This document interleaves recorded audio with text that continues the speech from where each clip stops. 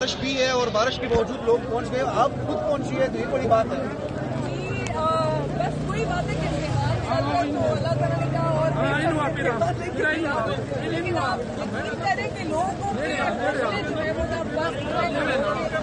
سب جب تک باہر نہیں آتے تب تک یہ عوام باہر نکلتی رہے گی، کیونکہ وہ ایک واحد لیڈر ہے جس نے حکومت کی بات کی، جس نے پاکستان کے لیے بات کی، جس نے ہمارے مستقبل کے لیے بات کی.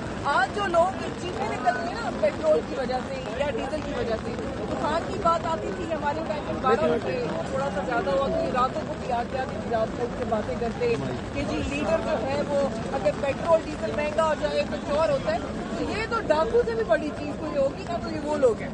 اچھا میم یہ بتائیے گا کہ آج صبح جیسے ہی یہاں پہ لوگ آئے پہنچنا شروع ہوئے تو یہاں پہ پولیس کی طرف سے کریک ڈاؤن بھی ہوا. اس کو کس نظر سے دیکھتی ہے کہ کیا یہ جو نظام ہے یہ اس طرح چلتا رہے گا؟